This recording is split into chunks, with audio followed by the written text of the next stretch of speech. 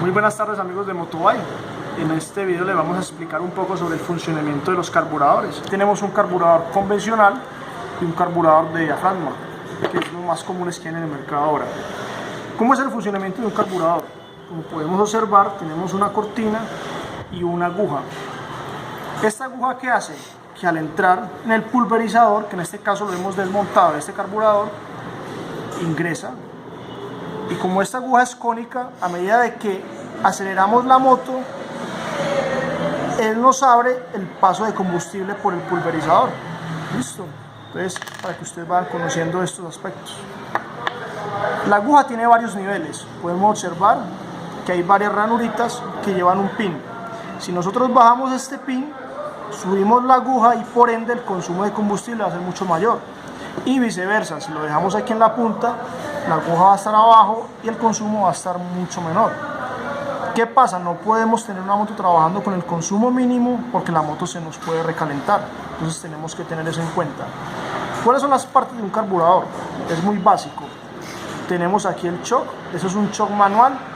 Cuando la moto está fría, ¿qué pasa? Accionamos el shock, como podemos observar, lo accionamos, se nos cierra la entrada de combustible, enriqueciendo mucho más la mezcla de gasolina. O sea, prácticamente lo que va a entrar a la cámara de combustión va a ser solamente gasolina y por ello la moto nos va a prender más rápido en las mañanas cuando está fría. Como una vez está caliente, desactivamos el shock y el flujo de aire va a ser constante y normal. Tenemos aquí el flotador.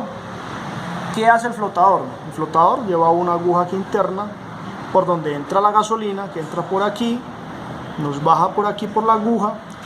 A medida de que la taza va llenando, nos va subiendo el flotador y nos hace un sellado de la gasolina para que la taza no rebose por el desfogue. ¿Qué pasa en muchas ocasiones cuando se nos empieza a botar gasolina por la taza? Que la aguja se nos ensucia, se queda mugre adentro, entonces no nos hace un buen sellado de la taza y nos empieza a regar gasolina por la taza. Aquí tenemos el boquerel de alta, el boquerel de mínimas y el tornillo del aire que mucha gente conoce y lo empieza a manipular y lo cierra y lo abre sin tener conocimiento para qué es.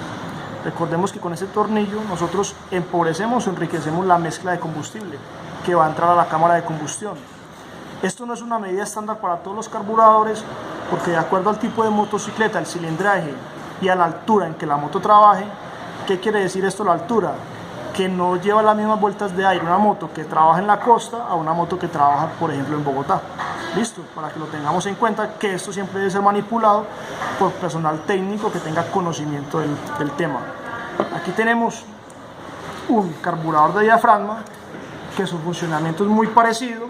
La única diferencia es que la cortina no es accionada directamente por nosotros, sino que cuando aceleramos abrimos la mariposa, como podemos observar la abrimos y el flujo de aire que entra por aquí debido al vacío nos levanta la cortina. Entonces, ¿qué puede pasar? Cuando este diafragma está de pronto con perforaciones o tiene poros o está muy tostado, la moto se nos desfuerza. En ello, ¿qué puede pasar? Que como el diafragma está tan tostado, hace mucha más presión para subir y no permite el flujo de combustible adecuado hacia la cámara de combustión. Podemos observar que su parte interna es igualmente que este. Lo único que varía es el diafragma. Recuerden amigos que estamos ubicados en Bello, en la calle 54, número 52146 y los esperamos aquí en Motobay, donde contamos con técnicos especializados en cualquier tipo de motocicleta. Los esperamos. Muchas gracias.